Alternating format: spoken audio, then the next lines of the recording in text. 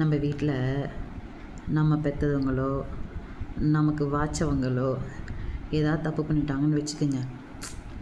நம்ம தப்பு பண்ணுறதெல்லாம் வேறு விஷயம், அது வேறு ரூட்டு, அது வேறு.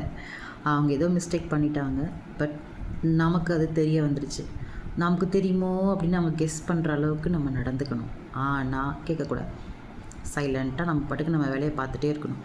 ஏன்னா அவங்க ரெடியாக இருப்பாங்க. அவங்க செஞ்ச தப்பை நம்ம கேட்குறப்போ பயங்கர ஃபோர்ஸாக நமக்கு ஒரு எக்ஸ்பிளைன் கொடுக்கறதுக்கு பல கதையெல்லாம் ரெடி பண்ணி வச்சுருக்கோங்க. பசங்களோ வீட்லேயோ ஃப்ரெண்ட்ஷிப்பை யாருனாலும்.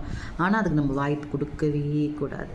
அப்படி தெரிஞ்சிருந்தாலும் தெரிஞ்ச மாதிரி இருக்கிற மாதிரி இருக்கணும். தெரியாத மாதிரி நம்ம பாட்டுக்கு பட்டும் படாமலும் சைலண்ட்டாக எப்போதும் இருக்கிறத விட கொஞ்சம் சைலண்ட்டாக அப்படியே மூவ் பண்ணிகிட்டே இருந்தோன்னு வச்சுக்கோங்களேன். விட்ரும் அதுங்களுக்கு. என்ன பண்ண போகிறா இவ அப்படின்னு ஒரு பயம் வந்துடும் அதுங்களுக்கு.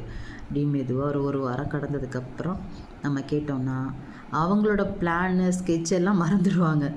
நம்ம பேசிட மாட்டோமா கேட்க மாட்டோமான்ற ஒரு மனநிலைக்கு அவங்களே வந்துடுவாங்க.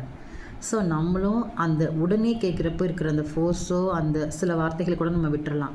அது இல்லாமல் கொஞ்சம் பொறுமையாக நம்ம ஒரு 10 டேஸில் நமக்கே ஒரு சாந்தமாக நமக்குள்ளே ஒரு கன்க்ளூஷன் வந்துடும். ஓகே இதுதான் பண்ணியிருக்கோங்க, இதுக்கு போய் நம்ம டென்ஷன் ஆகக்கூடாது, நாமளே ஒரு முடிவுக்கும் வந்துடலாம்.